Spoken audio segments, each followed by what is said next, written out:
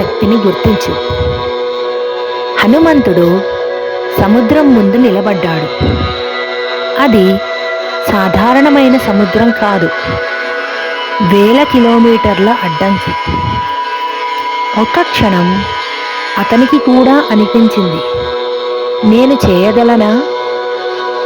కానీ వెంటనే తనలోని శక్తిని గుర్తు చేసుకున్నాడు. జాంబవంతుడు చెప్పిన మాటలు గుర్తుకు వచ్చాయి. నీకు అసాధ్యం అనేది లేదు హనుమంత. ఆ క్షణంలో భయం పోయింది, సందేహం పోయింది. అతను ఎగిరాడు, చరిత్రను సృష్టించాడు. నీ జీవితంలో కూడా సమస్యలు సముద్రంలా పెద్దవిగా కనిపించవచ్చు, కానీ గుర్తుపెట్టుకోండి, నీ లోపల ఉన్న శక్తి వాటికంటే చాలా పెద్దది.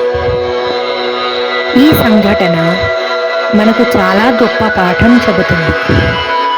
హనుమంతుడు అసలు బలహీనుడే కాదు, కానీ ఒక దశలో తన శక్తిని మర్చిపోయాడు.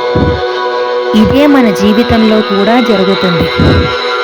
మనలో టాలెంట్ ఉంటుంది, మనలో కెపాసిటీ ఉంటుంది, కానీ సెల్ఫ్ డౌట్ దాన్ని కప్పివేస్తుంది. జాంబవంతుడు అంటే బయట నుంచి వచ్చే గైడెన్స్. అది ఒక వ్యక్తి కావచ్చు, ఒక పుస్తకం కావచ్చు, లేదా ఒక అనుభవం కావచ్చు. అసలు మార్పు ఎక్కడ జరుగుతుంది? మనలోనే. మనలోని శక్తిని మనమే గుర్తించాలి.